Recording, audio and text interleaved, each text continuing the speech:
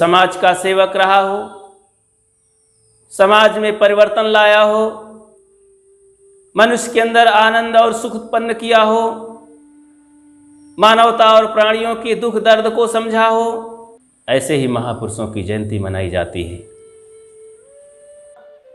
कबीर विचारों को जिस दिन ये माताएं नारी जगत समझ लेगी, उनके अंदर जागृति आ जाएगी। नारियों के लिए उन्होंने कहा, आधे बसे पुरुष आधे बसे जोए। इतना पुरुष समाज नहीं फंसा हुआ जितना नारी समाज फंसी हुई है इस मामले में। अगर सद्गुरु कबीर के विचारों को ये सुने समझे अध्ययन करे तो मैं समझता हूँ कि नारी भी जागृत हो जाएगी। आज उनको जागृत होने की बहुत बड़ी ज़रूरत है, क्योंकि ये सारे बच्चे नर नारी की गोद में पल करके जन्म लेकर के बड़े होते हैं।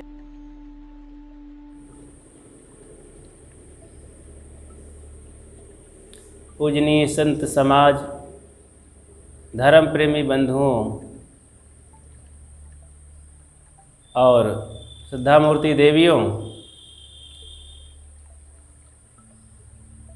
सद्गुरु कबीर के प्रेमियों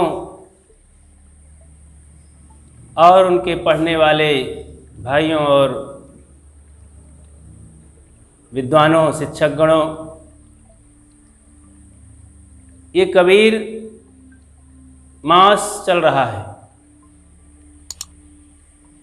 ज्येष्ठ महीने में सद्गुरु कबीर पूर्णवासी के दिन उनका जन्म हुआ था, ऐसा कबीर परंपरा एवं विद्वत परंपरा मानती है। कबीर जयंती के नाम से इस महीने में भक्तों, ज्ञानियों और समाज के हितकारी लोगों, मानवतावादी लोग कबीर को जरूर याद करते हैं। कबीर जयंती मनाने का यही अर्थ होता है। जिस महापुरुष की जयंती मनाई जाती है, उनके जीवन, कर्तृत्व, व्यक्तित्व को याद किए जाते हैं। ये अपेक्षा की जाती है, ये संदेश पहुंचाया जाता है कि लोग उस पर चलें, उसका अनुकरण करें, अपने जीवन में लाभ उठाएं और समाज के लिए प्रेरित करें। बात को समझ लेते हैं। जन्म जयंती क्या है? जन्म तो सभी का होता है, मृत्यु होती है, लेकिन जन्म और मृत्यु के बीच में जो कड़ियां हैं वो क्या है? जो बीच का भाग है, कैसा वो महापुरुष, कैसा वो मनुष्य अपने को समाज के बीच में रखा है, कैसा जीवन बिताया है, क्या उनके कार्य रहे हैं, कैसी उनकी सोचने की शैली थी, समाज के लिए उन्होंने क्या दिया। इस तरह से जन्म और मृत्यु के बीच में जो ये घटनाएं हुआ करती हैं, ये बहुत महत्वपूर्ण होती हैं। जन्म तो अच्छे कर्मों का फल माना जाता है, मृत्यु भी समय का चक्र होता है, प्रारब्धवशात पूरा होता है। लेकिन किसी के दिल में जब हम समाहित होते हैं, बैठते हैं, वो अच्छे कर्मों का परिणाम होता है। इन्हीं अच्छे कर्मों के बदौलत मनुष्य याद किए जाते हैं। किसी के दिल में बैठ जाना और न रहने पर, वर्षों बीत जाने पर भी याद आना, ये अच्छे कर्मों की ही पहचान है। अच्छे कर्म करने वाले हृदय में वास करते हैं।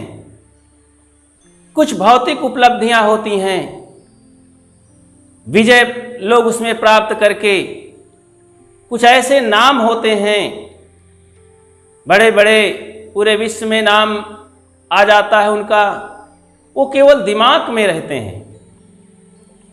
दिमाग से याद करके उनके विषय में आदमी भयभीत हो जाता है, शोकित हो जाता है, चिढ़ जाता है, नफरत उत्पन्न हो जाती है। ऐसे लोगों की जयंती कहीं नहीं मनाई जाती। ऐसी लोगों की जयंती मना करके ही देश के प्रति, समाज के प्रति, मानवता के प्रति घात पहुंचाने का ही काम होगा। जिनके जीवन में अच्छे कर्म हैं, जीवन की जिसमें सुगंधी निकल रही है, जिन्हें समाज याद करके गौरवान्वित होता है, जिन्होंने समाज के लिए कुछ कर दिखाया, ऐसे लोगों की जयंती मनाई जाती है। अच्छे कर्मशील कर्मयोगियों की जयंती अवश्य ही मनाना चाहिए। जो समाज का सेवक रहा हो, समाज में परिवर्तन लाया हो, मनुष्य के अंदर आनंद और सुख उत्पन्न किया हो, मानवता और प्राणियों के दुख दर्द को समझा हो, ऐसे लोगों को याद करके दिमाग में एक समाज के लिए एक नया दृश्य तैयार होता है। खुशियों का आनंद आ जाता है, जीवन हरा भरा होता है, श्रद्धा के, प्रेम के आंसू आंखों में और हृदय में आ जाते हैं। ऐसे लोगों को याद करके पूरा शरीर सिहर उठता है। ऐसे ही महापुरुषों की जयंती मनाई जाती है। उन महापुरुषों में से सद्गुरु कबीर बहुत ही स्मरणीय हैं। हमारे भारतीय परंपरा में 650 वर्ष हो गए और काशी नगरी में सद्गुरु कबीर का जन्म हुआ। जन्म के विषय में कुछ भ्रांतियां हैं, साफ बात नहीं है, लेकिन विद्वानों का मानना है 1455 में और 1575 में उनका शरीर समाप्त हुआ। 1455 में उनका जन्म हुआ, 1575 में उनका शरीरांत हुआ, उनका निर्वाण दिवस हुआ।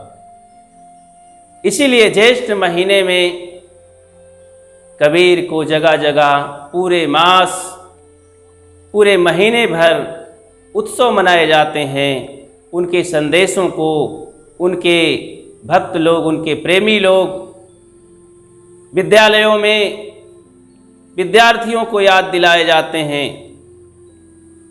कबीर की याद करना मतलब पूरी मानवता के संदेशों को सामने लाना है। कबीर की याद आते ही मानवता उपस्थित हो जाती है, दिखाई देने लगती है। कबीर की याद आते ही उनकी जयंती का मतलब ही है उनके गुणों, उनके बताए हुए मार्गों को, उनके संदेशों को याद कराना, अपने जीवन को उसी तरह ढालना, समाज में व्यवस्था देना। आइए याद करते हैं सद्गुरु कबीर का व्यक्तित्व कर्तृत्व कैसा रहा है।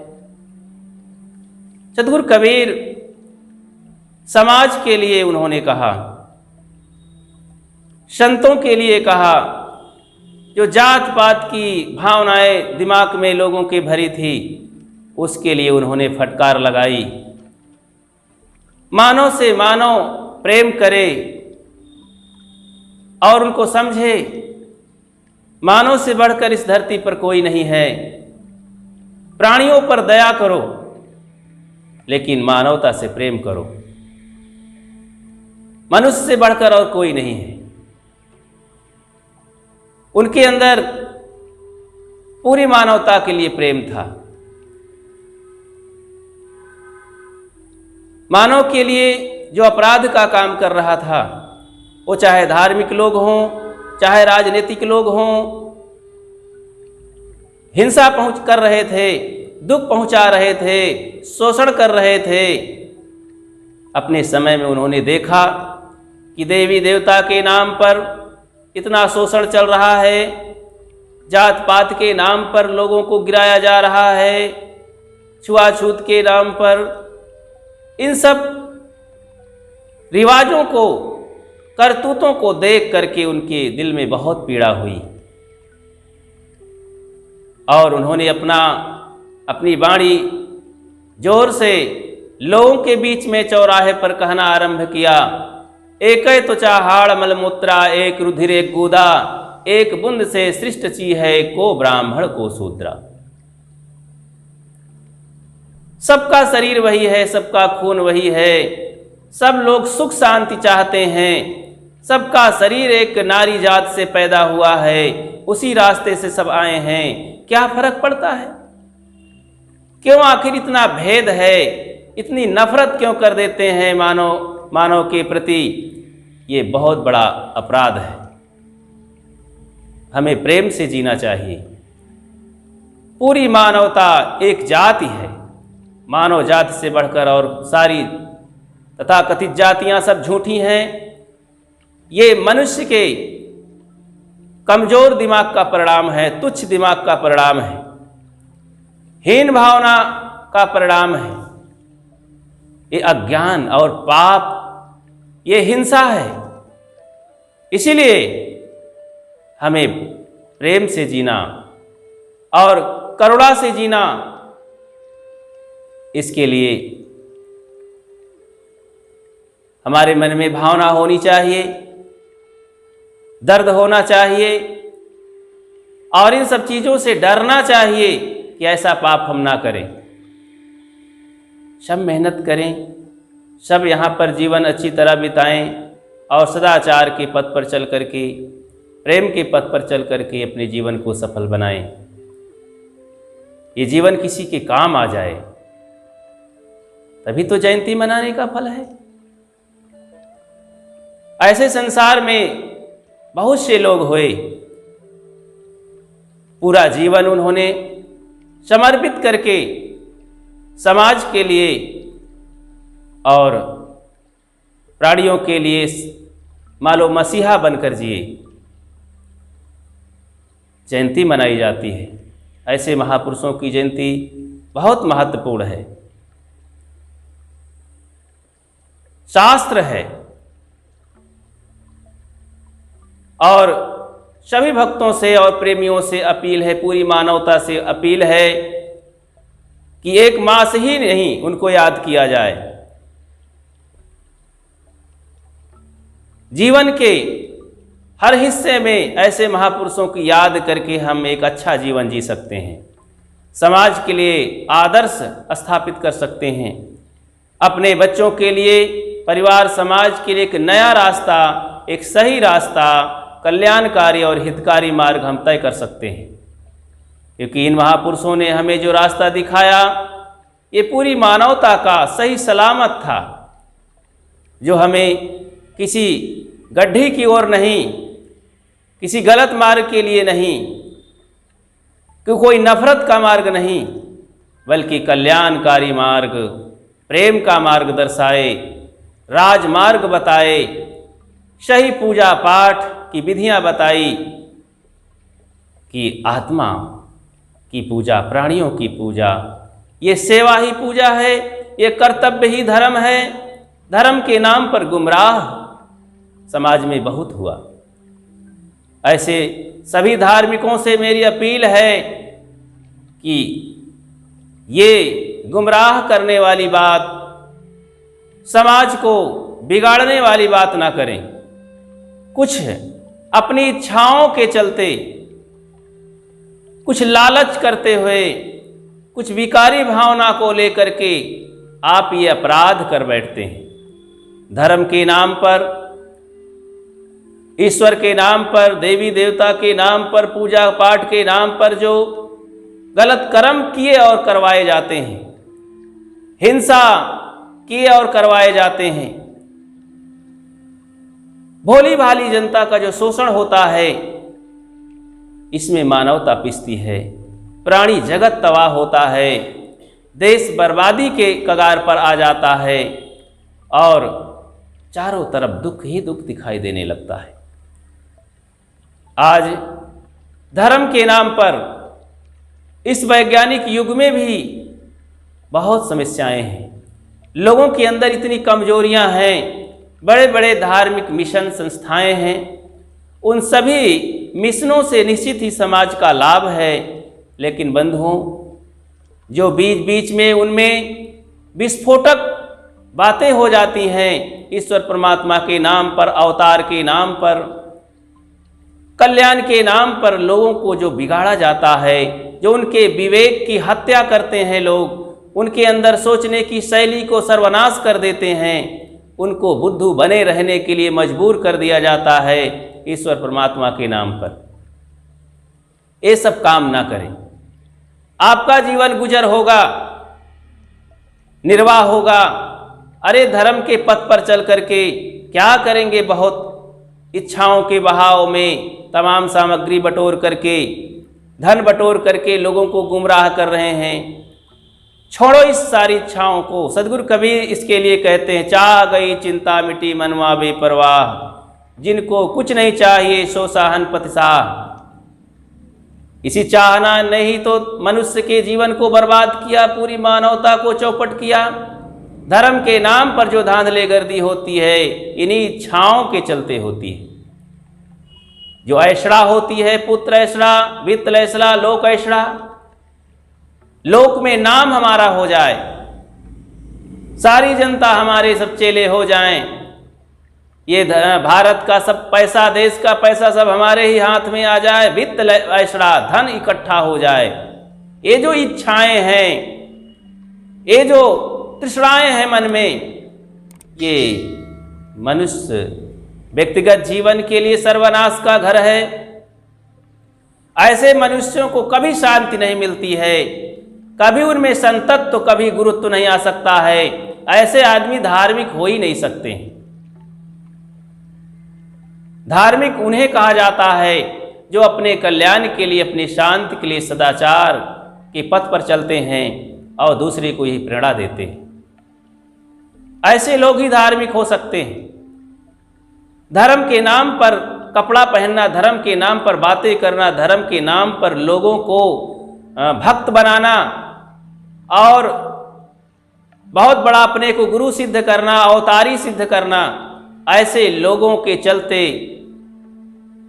मनुष्य बड़ा अहित हुआ है और अहित होता रहेगा।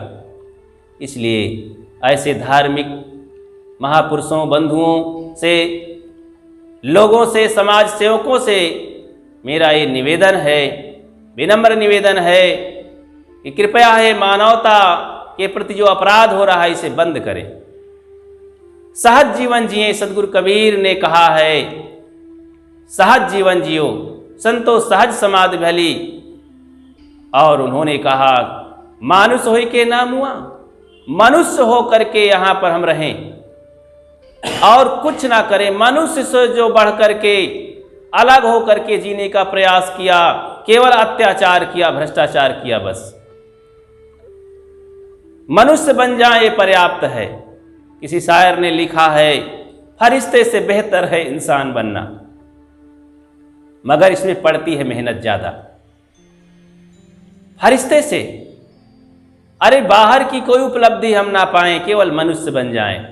मनुष्य में ही सारी उपलब्धियां सीमित है मेरे भाइयों। ज्ञानी पुरुष कहते हैं, संकल्प हो हमारा इंसान हम बनेंगे, इंसान बन गए तो भगवान भी बनेंगे। इंसानियत जिस दिन आ जाती है जीवन में, तो भगवान बनने में देरी नहीं लगती है, देवता बनने में देरी नहीं लगती है, सुखी और शांत बनने में देरी नहीं लगती है। वो स्वयं मनुष्य उस योग्यता को हासिल कर लेता है। इंसानियत में सारी उपलब्धियां समाई हुई है, सारी दैवी शक्तियां हैं, सारी मानवीय शक्ति है। इसलिए हम इन्हीं शक्तियों को अर्जित करें और इसके अलावा तमाम भौतिक उपलब्धियों को प्राप्त करके हम धर्म को चौपट कर देते हैं। सहज सरल जीवन जीने में ही, मनुष्य की सेवा करने में ही, प्राणियों पर दया धर्म करने में ही, बाहर की इतनी उपलब्धियां, इतनी जय जयकार होती है, और तृष्णा के पीछे क्यों पड़े हैं जय जयकार करवाने में, धन के पीछे क्यों भाग रहे हैं। इसलिए अपने को मोड़े उधर से और अंतर्मुख होए। सदगुरु कबीर कहते हैं, दादा भाई बाप के लेखे चरणन होई हो बंदा, अब की पुरिया जो निर्वारे सोजन सदा आनंदा। ये केवल सामान्य जनता के लिए ही नहीं है, सभी लोगों के लिए है। मानव जीवन सब जिनको मिला सब कल्याण के भागीदार हैं, उनके अंदर पूरी योग्यता है। वे निवेदन करते हैं कि मानव जीवन मिला है, ये आपको जो पुड़िया मिली है इसको संवार सुधार करके, हिफाजत करके, संभाल करके रखो भाई।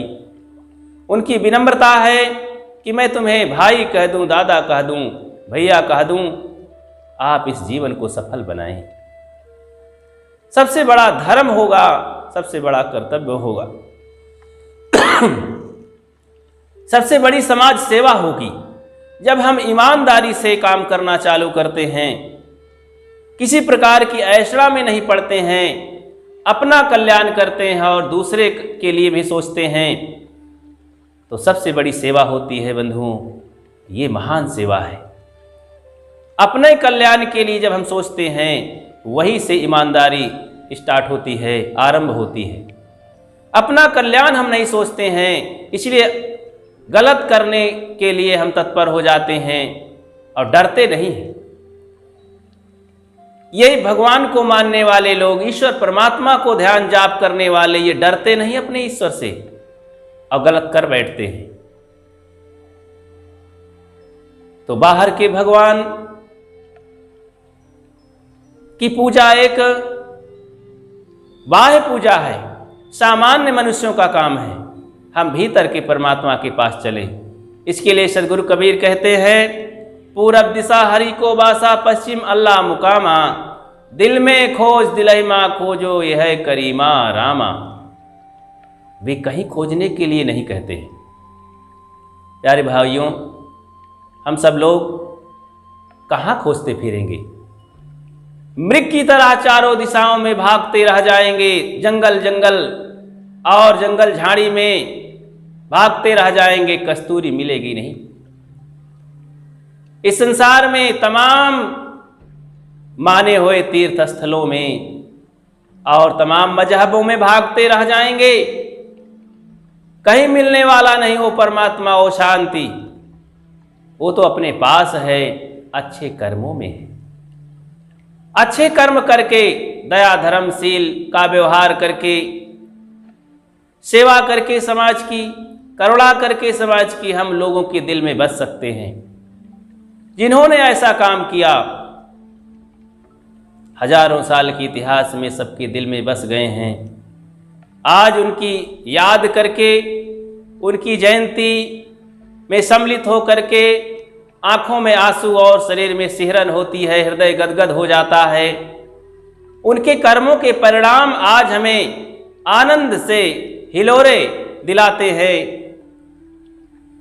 इसलिए आज जो मनुष्य अपने जीवन को संभालेगा, अच्छा मार्ग पर चलेगा, वो निश्चित ही अपने जीवन को सफल बनाएगा।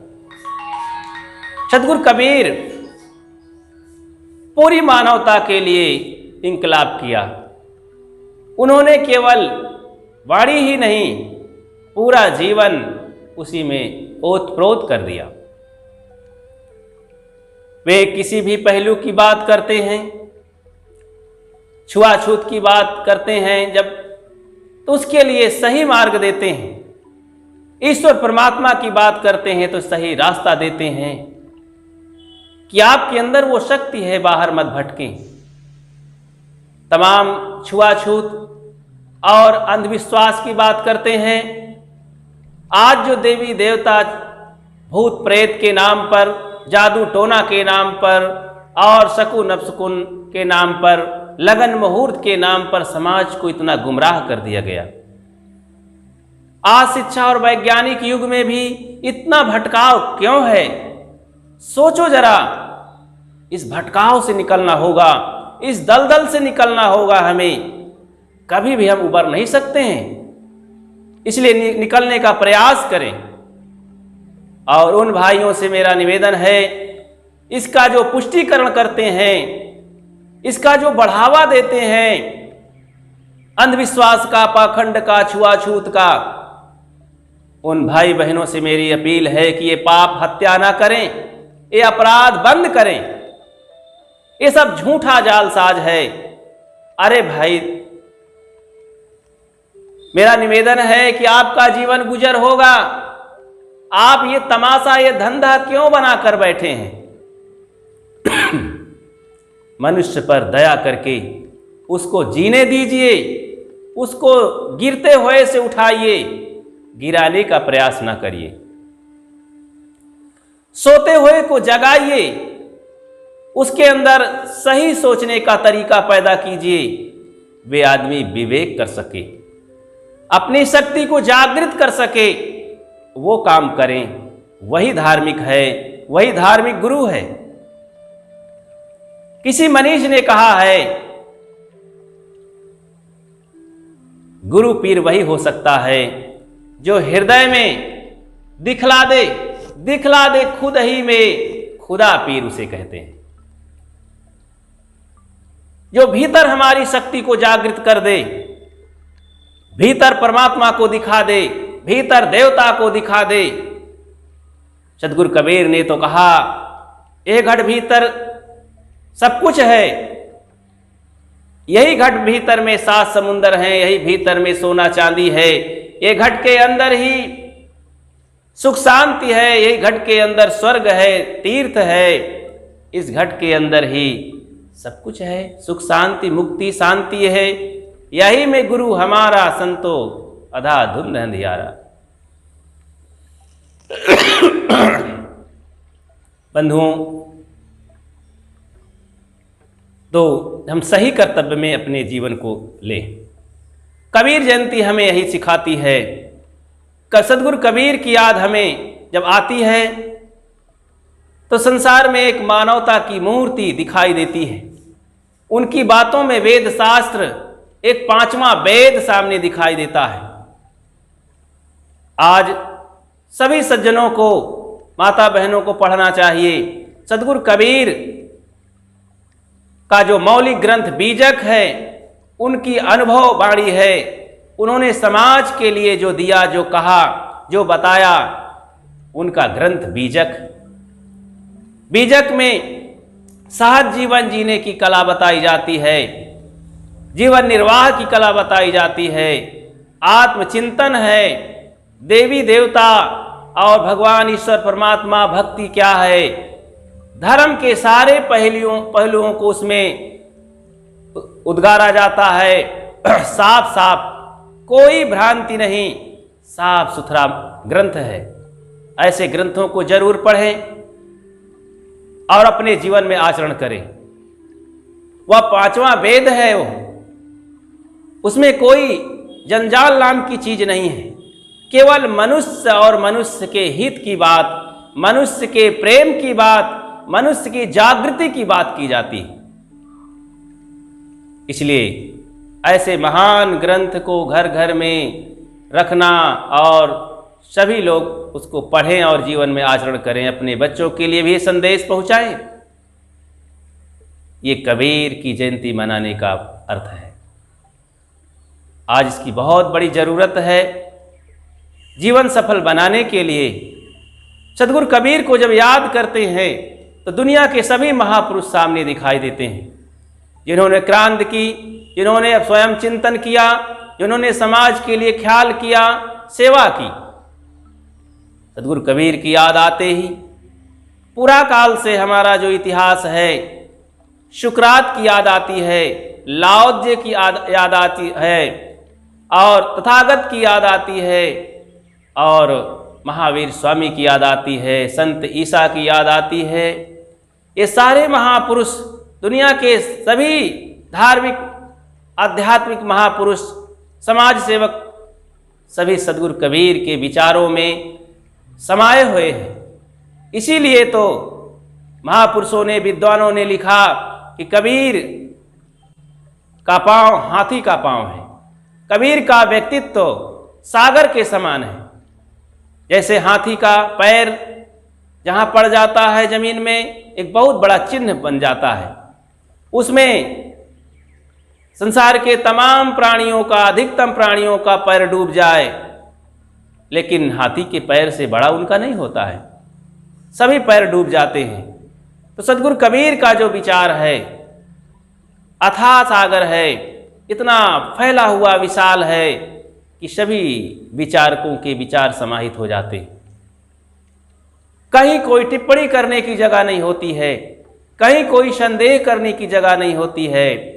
ऐसे महामहिम सद्गुरु कबीर के विचारों को आज जन जन तक पहुंचाने की जरूरत है, सभी हृदयों में पहुंचने की जरूरत है, सभी आचरणों में इसको संपन्न करने की जरूरत है। तभी मानव जीवन सुखी हो सकता है और सही मार्ग पर चल करके मुक्ति गति तक पा सकता है, शांति मिल सकती है। आज शांति पाने की बहुत बड़ी आवश्यकता है। सद्गुरु कबीर ने भक्ति का जो आंदोलन चलाया, क्योंकि भक्ति में ही मुक्ति समाई हुई है। भक्ति हमें विनम्रता सिखाती है, भक्ति हमें प्रेम देती है, भक्ति हमें कर्मठता देती है, भक्ति हमें अपना जीवन को जागृत करने की कला सिखाती है। तथागत बुद्ध ने जो अपदीपो भव की बात बताई, जब हम ऐसे अपने महापुरुष के प्रति भाव विभोर होते हैं, उनके बताए मार्ग पर चलने के लिए सोचते हैं, बार बार उनके अनुशासन पर चलने की कोशिश करते हैं, तभी तो आत्म जागृति आती है। वही उसी को तो विवेक कहते हैं। आत्म अनुशासन ही हमें मुक्ति देता है और यह आत्म अनुशासन हमें भक्ति के पथ पर मिलती है। जब हम किसी महापुरुष की भक्ति करते हैं, ऐसे महापुरुष, जागृत महापुरुष की भक्ति करते हैं, अर्थात उनके प्रति हम भाव विभोर होते हैं, श्रद्धा रखते हैं, प्रेम रखते हैं, तो उनके बताए हुए मार्ग, उनकी करनी, उनकी कथनी, उनकी रहनी हमें बहुत प्रिय होती है। उस पर हम चलने के लिए ओतप्रोत होते हैं और मजबूर होते हैं और उस पर चल करके हम अपना धन्य अहोभाग्य समझते हैं। तो ये भक्ति का जो आंदोलन सद्गुरु कबीर ने चलाया, उनकी बहुत बड़ी वाहिनी पूरे भारत में, जो भी एक वाहिनी संत परंपरा की चली भक्ति युग में, मध्य युग में, सबको पढ़ना चाहिए। कबीर साहब के बाद जो उनकी क्रांति हुई, शरीर छूटने के बाद भी जो संतों की एक पलटन, एक वाहिनी चली समाज में, चाहे वो महाराष्ट्र की पलटन हो, संत परंपरा, और चाहे उत्तर प्रदेश हो, चाहे गुजरात हो, चाहे बिहार हो, और चाहे किसी भी क्षेत्र में हो, पूरे भारत में सद्गुरु कबीर का आंदोलन चला और बड़े बड़े संत राजस्थान की ओर, हरियाणा की ओर, दादू साहब, गरीब साहब ने जोरदारों से प्रचार किया कबीर के विचारों के अनुसार। और पंजाब क्षेत्र में नानक साहब और संत रविदास महाराज, उनकी क्रांति हुई सद्गुरु कबीर से प्रेरणा लेकर के। ऐसे विचारों का समन्वय करके, सामंजस्य लेकर के, राय लेकर के उन्होंने एक बहुत बड़ा आंदोलन छेड़ा और पलटू, जगजीवन घीसा और सुदगोपाल साहब, नाना संत, नारियों में और पुरुषों में जो धार्मिक परंपरा के लोग हुए, बहुत बड़ी क्रांति हुई। आज तक वो परंपरा चलती है, चारों तरफ कबीर की बातें गूंज रही है। आज कबीर की विजय है। कबीर विचार के अनुसार ही भारत का संविधान है। विद्वानों ने उसे पढ़ा और अपने जीवन में उसे उतारा, स्कूलों में विद्यार्थियों के लिए प्रेरित हुई। इसलिए सबसे निवेदन मेरा है सभी विद्यार्थियों से कि कबीर विचार को पढ़ें, मौलिक ग्रंथ बीजक को पढ़ें। सद्गुरु अभिलाष साहब जी का जो बीजक व्याख्या है उसको पढ़ना चाहिए सभी विद्यार्थियों को, सभी शिक्षकों को पढ़ना चाहिए। आज सभी विद्यालयों में ऐलान कर देना चाहिए, लागू कर देना चाहिए। मेरी तो सरकार से अपील है कि इसे हर विद्यालय में पढ़ा देना चाहिए। और पूरी मानवता को बीजक को पढ़ना चाहिए, घर घर में बच्चों को बताना चाहिए कबीर विचारों को, क्योंकि कबीर विचार ऐसा है कि जीवन में मनुष्य को मनुष्य बना सकता है। ऐसे विचारों को लाने के लिए कबीर जयंती घर घर में मनाई जानी चाहिए। कबीर जयंती का मतलब कबीर की याद करना और उनके बताए हुए पथ पर जीवन को अपने ढालना, बनाना, आचरण करना।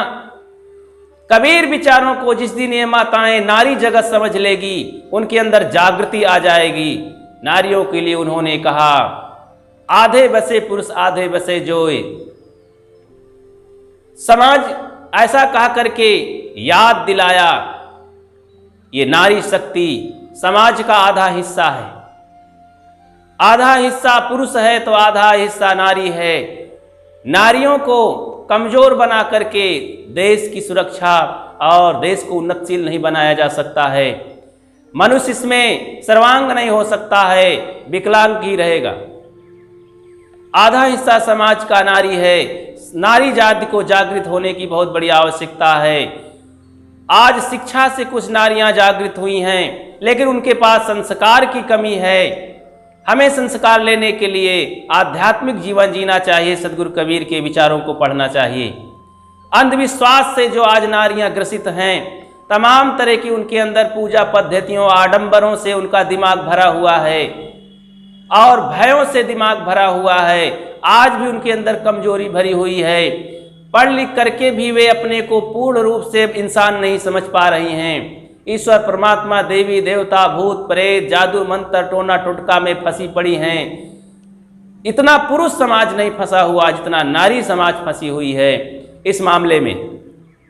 अगर सदगुरु कबीर के विचारों को ये सुने, समझे, अध्ययन करे, तो मैं समझता हूं कि नारी भी जागृत हो जाएगी। आज उनको जागृत होने की बहुत बड़ी जरूरत है, क्योंकि ये सारे बच्चे नर नारी की गोद में पल करके जन्म लेकर के बड़े होते हैं। तो इसको बहुत जरूरत है कि ये जगे और अपने को सब प्रकार से अंधविश्वास मुक्त बनाएं, समझदार बनाएं, सरल बनाएं, सहज इंसानियत पूर्वक जीवन जिएं। तो समाज के लिए बहुत बड़ा वरदान होगा, नहीं तो अभिशाप बना ही रह जाएगा।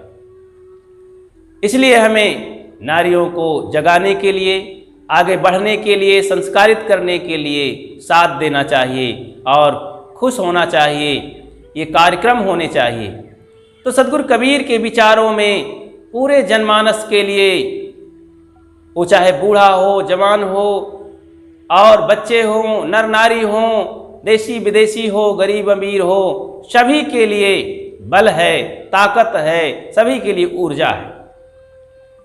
कोई गरीब भाई ये मत समझे कि मैं आगे नहीं बढ़ सकता हूं। कबीर की याद करे, कबीर जयंती में सम्मिलित हो करके और ये ऊर्जावान हो, कबीर के विचारों को पढ़ करके, कबीर बीजक को पढ़ करके वो उसे ताकत मिलेगी। कबीर कहाँ जन्मे थे, किस बड़े जात विशेष में जन्मे थे? वो केवल इंसान थे। आप भी इंसान बन जाएंगे।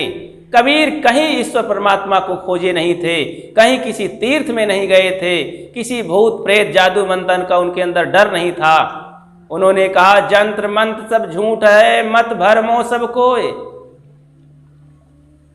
ये सारी चीजें दिमाग को खराब करने वाली हैं। इसीलिए इन सब से ऊपर उठना है। समझो, भीतर से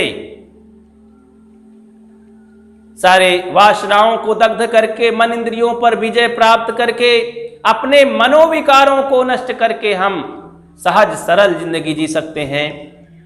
इसके लिए हम सदगुरु विचारों को अपनाना होगा। सदगुरु कबीर के विचार हमें बलवान बनाते हैं, हमें साफ स्वच्छ बनाते हैं, हमें सद्गुण देते हैं, हमें दैवी शक्ति स्थापित कराते हैं। दैवी शक्ति है अष्टमहासद्गुण। ये जब तक जीवन में नहीं होते हैं, जीवन कमजोर और खाली बना पड़ा रहता है। इसलिए जीवन को मजबूत बनाने के लिए सदगुरु कबीर के बताए मार्ग पर चल करके हम अपने को मजबूत बना सकते हैं और पूरा इंसान बना सकते हैं। सारी एनर्जी जो हमारी फैली हुई है, निरर्थक जा रही है, अन्यथा हम उसे नष्ट कर रहे हैं। कबीर मार्ग, कबीर संदेश लेकर के, कबीर के अनुसार हम अपने को गढ़ करके अपनी सारी शक्ति को संग्रहित करके हम ताकतवर हो सकते हैं। फिर कहीं भटकने की जरूरत नहीं है। भटकना हमारा सारा बंद हो जाता है। कब तक आखिर भटकते रहेंगे? इसलिए बंधुओं, जागृत बने। सदगुरु कबीर कहते हैं, कर बहिया बलिया अपनी छाण बिरानी आस, जाके आंगन नदिया बहे सो कसमरे प्यास। एक ही वाणी काफी होती है। तुम स्वयं सक्षम हो, अपने बाहुबल का भरोसा रखो। ये मंत्र उनका हमें व्यवहार और परमार्थ दोनों की मजबूती देता है, ताकत देता है। व्यवहारिक क्षेत्र में, भौतिक जगत में भी हम परावलंबी ना बने, मजबूत बने, सक्षम बने, मेहनती बने, कर्मशील बने, कर्मयोगी बने। आध्यात्मिक दिशा में भी हम ईश्वर परमात्मा देवी देवता के भरोसे मत बैठें।